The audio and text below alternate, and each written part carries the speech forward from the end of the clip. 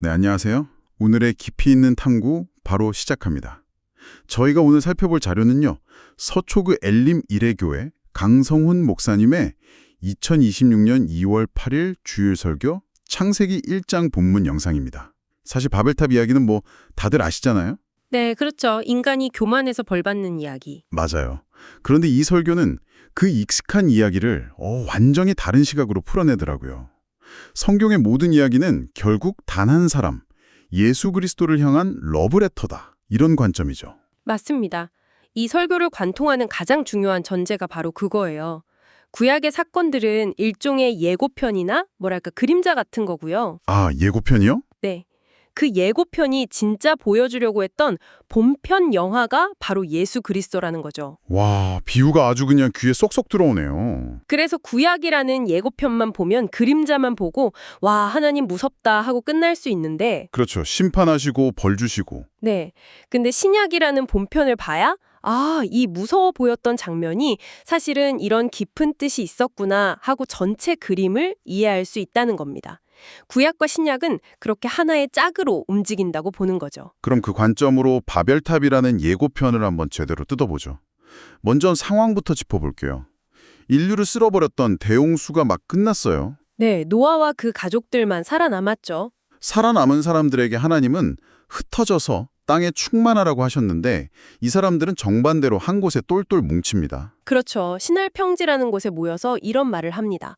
자, 성읍과 탑을 건설해서 그 탑 꼭대기를 하늘에 닿게 하자. 우리 이름을 내고 흩어짐을 면하자. 근데 저는 이 부분이 좀 이상했어요. 아니, 홍수에서 살아남았으면 하나님께 감사하고 그 말씀을 잘 따라야 할 텐데 왜 갑자기 하나님을 대적하는 듯한 거대한 탑을 쌓기 시작했을까요? 바로 그 지점이 이 설교의 핵심적인 분석이 시작되는 곳입니다. 이걸 단순히 인간의 교만 한 가지로만 보는 게 아니라 교만 말고 다른 게 있다. 네, 그 이면에 깔린 깊은 상처, 일종의 집단적 트라우마로 해석을 하더라고요. 트라우마요? 한번 상상해 보세요. 온 세상이 물에 잠기고 나 외의 모든 것이 사라지는 걸 직접 목격한 사람들의 마음속에 얼마나 큰 공포가 남았겠어요. 아, 그렇게 생각하니까 완전 다른 이야기처럼 들리네요. 다시는 물로 심판하지 않겠다는 무지개 약속을 받았지만 머리로는 알아도 네, 마음 깊은 곳의 그 공포는 사라지지 않았을 수 있겠군요. 정확합니다. 그래서 하나님의 약속을 100% 신뢰하지 못하고 우리 힘으로 우리의 안전을 지키자. 다시는 그런 끔찍한 일을 당하지 않도록 우리 스스로를 보호하자라는 생각으로 뭉치게 된 거죠. 그게 바로 흩어짐을 면하자라는 말에 담긴 진짜 속마음이라는 분석이에요. 여기서 벽돌로 돌을 대신하고 역청으로 진흙을 대신했다는 구절도 되게 인상 깊었어요. 그냥 공사했다는 말을 왜 이렇게 구체적으로 썼을까 싶었는데 설교를 보니까 이게 당시의 최첨단 신기술이었다면서요? 맞아요. 자연석이 아니라 흙을 이겨 불에 구운 벽돌, 그냥 진흙이 아니라 방수 기능까지 갖춘 역청. 와, 이건 당시 인간이 가진 모든 지혜와 기술력을 총동원했다는 선언과도 같은 겁니다. 하나님의 은혜가 아니라 우리의 기술력과 노력으로. 네, 바로 그거죠. 우리의 기술과 노력으로 안전과 구원을 이뤄내겠다는 인간 중심 문화의 거대한 시작을 상징하는 장면인 거예요. 결국 하나님 없이 우리끼리 잘 살아보겠다는 선언이었군요. 이 설교에선 이걸 신인 협력설의 시작이라고 봐요. 말이 좀 어렵지만 신인 협력설이요? 네, 쉽게 말해 하나님, 저희도 99% 노력할 테니 1%만 도와주세요. 같은 태도라는 거죠. 이게 왜 위험하냐면 결국 내 노력으로 구원받을 수 있다는 생각으로 이어지기 쉽고 그게 바로 이단으로 가는 첫걸음이라고 아주 강하게 지적하는 겁니다. 아, 내 힘으로 구원을 이루려는 시도. 네. 내 힘과 노력으로 쌓아 올린 안전과 명예, 그게 바로 각자의 바벨탑이라는 거예요. 인간의 최첨단 기술과 지혜로 어떻게든 스스로를 지켜보겠다는 처절한 시도였군요. 인간 입장에서는 그게 최선이었을 텐데 여기에 대한 하나님의 반응이 정말 상상 이상이더라고요. 그렇죠. 보통은 하늘에서 불벼락이라도 떨어질 것 같은 장면인데 하나님이 자, 우리가 내려가서 보자고 하시죠. 네. 바로 이 지점에서 설교는 이 사건의 본질을 완전히 뒤집어 해석합니다.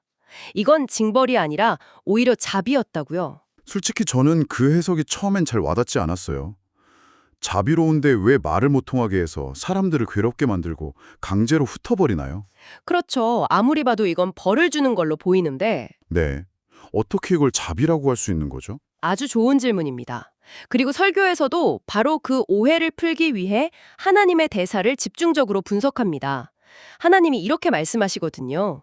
이 무리가 한 족속이요 언어도 하나이므로 이같이 시작하였으니 이후로는 그 하고자 하는 일을 막을 수 없으리로다. 네, 그 구절이요. 이게 내가 저들을 막을 힘이 없자는 뜻이 아니라 이대로 두면 저들이 브레이크 없이 파멸을 향해 질주하는 것을 막을 수 없게 되겠구나 하는 탄식이라는 거예요. 아, 뉘앙스가 완전히 다르네요.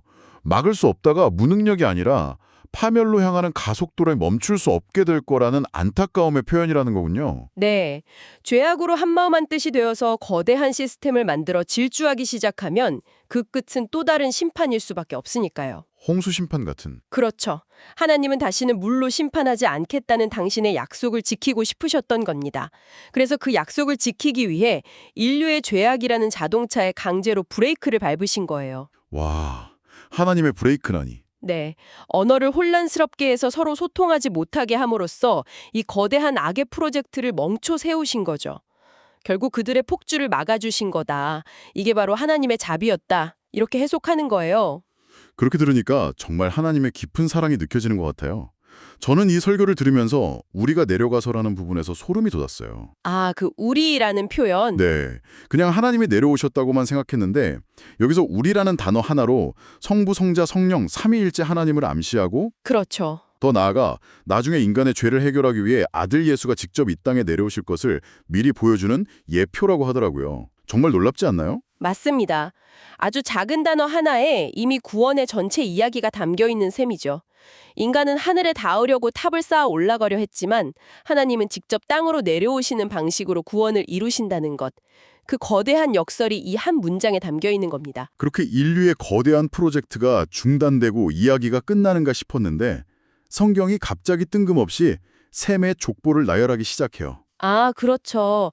누가 몇 살에 누구를 낳고 몇 년을 살다 죽었다. 이게 계속 반복되죠. 솔직히 이 부분 읽을 때 좀 지루하거든요. 그런데 설교에서는 이 지점이 이 이야기의 하이라이트라고 하더군요. 바로 그겁니다. 성경은 의도적으로 두 개의 그림을 나란히 보여주고 있어요. 두 개의 그림이요? 왜 첫 번째 그림은 신할 평지에 모여서 하늘을 찌를 듯한 탑을 쌓는 세상의 눈으로 볼 때 정말 스펙터클하고 위대해 보이는 사람들의 모습이죠. 우리 이름을 내자고 외치는 인간 중심 문화의 길입니다. 그리고 두 번째 그림은요? 두 번째 그림은 그냥 평범한 사람들이에요. 셈은 100세에 아르박삿을 낳았고 그냥 묵묵히 자식을 낳고 기르고 살다가 죽는 사람들의 이야기. 세상의 관점에서는 너무나 평범하고 보잘것없는 하나님 중심 문화의 길이죠. 잠시만요. 그 부분은 정말 흥미롭네요. 세상이 보기엔 역사상 가장 위대한 프로젝트인 바벨탑 건설과 그냥 누가 누구를 낳았다는 평범한 가족사를 나란히 놓고 네. 성경은 후자의 손을 들어준다는 거잖아요. 정확합니다. 세상의 스케일과 하나님의 스케일이 어떻게 다른지를 극명하게 보여주는 편집이죠. 인간은 눈에 보이는 거대한 건축물로 자신의 이름을 남기려 했지만 네네. 하나님은 이름도 빛도 없이 평범하게 살아가는 사람들의 삶을 통해 그들의 자녀를 통해 구원자가 오실 길을 예비하는 방식으로 당신의 이름을 드러내셨다는 거예요. 와, 정말 엄청난 관점의 전환이네요. 바벨탑을 쌓던 사람들의 이름은 아무도 기억하지 못하지만 이 평범한 족보의 끝에서 믿음의 조상 아브라함이 나오고 결국 인류의 구원자 예수 그리스도가 오시니까요. 듣고 보니 제 삶을 돌아보게 되네요. 저도 남들에게 보여주기 위한 나의 바벨탑을 쌓느라 분주했지 정작 조용히 생명을 이어가는 저 족보의 삶이 얼마나 위대한지는 생각해 본 적이 없는 것 같아요. 아마 이 설교를 들으면서 당신도 내 삶의 바벨탑은 뭘까 하고 한 번쯤 생각해 보셨을 것 같아요. 저도 그랬거든요. 네, 맞아요. 이 설교는 성경이 단순한 역사 기록이 아니라 예수 그리스도라는 단 한 명의 주인공을 향해 치밀하게 달려가는 위대한 구원의 드라마라는 걸 이 편집을 통해 다시 한번 보여주는 겁니다. 자, 그럼 이제 질문이 생깁니다. 바벨탑 사건으로 흩어진 인류, 이 언어의 장벽과 분열은 어떻게 해결될 수 있을까요? 구약에서 던져진 이 문제를 설교는 다시 신약에서 그 짝을 찾아 답을 제시합니다. 네, 바로 사도행전 2장의 오순절 성령 강림 사건입니다. 바벨탑과 오순절은 정확히 데칼코마니처럼 서로를 비치고 있어요. 데칼코마니요? 네, 바벨에서는 인간의 교만으로 인해 하나의 언어가 여러 개로 나뉘면서 소통이 단절되고 혼돈과 흩어짐이 시작됐죠. 그런데 오순절에는 정반대의 일이 일어나잖아요. 맞습니다. 마가의 다락방에 성령이 임했을 때 예수님의 제자들이 각자 다른 방언으로 말하기 시작했는데 정말 신기한 일이 벌어집니다. 어떤 일이요? 당시 예루살렘에는 세계 각지에서 온 유대인들이 모여 있었는데 이 사람들이 제자들의 말을 전부 자기 나라 말로 알아들은 거예요. 와, 바벨에서는 말이 안 통해서 흩어졌는데 오순절에는 말이 통하면서 하나가 되는 기적이 일어난 거군요. 되려던 시도, 즉 바벨탑은 실패했지만 이제 하나님이 보내신 성령의 능력 안에서 예수 그리스도의 복음 안에서 인종과 언어의 장벽을 넘어 인류가 진정으로 하나가 될 수 있는 길이 열렸음을 보여주는 상징적인 사건인 거죠. 흩으셨던 바로 그 하나님께서 이제는 예수 그리스도를 통해 다시 당신의 백성을 사랑으로 모으시는 겁니다. 인간의 노력으로 쌓은 불안한 탑이 아니라 예수 그리스도라는 흔들리지 않는 반석 위에서 진정한 연합이 시작되는 순간을 보여주는 거죠. 오늘 바벨탑이라는 예고편을 통해 예수 그리스도라는 본편 영화가 어떻게 전개되는지 따라가 보니 정말 성경이 새롭게 읽히는 것 같습니다. 그렇죠. 자신의 힘으로 하늘에 닿으려던 인간의 시도는 실패로 끝났지만 역설적이게도 바로 그 실패와 흩어짐의 자리에서 믿음의 조상 아브라함의 이야기가 시작된다는 점도 참 의미심장하네요. 그래서 설교는 마지막으로 우리 각자에게 아주 중요한 질문을 던지며 마무리됩니다. 어떤 질문이죠? 당신의 삶에서 내려놓아야 할 나의 바벨탑은 무엇입니까? 그게 어쩌면 돈일 수도 있고 사회적인 성공이나 명예 혹은 다른 사람의 인정이나 어떤 특정한 인간관계일 수도 있겠죠.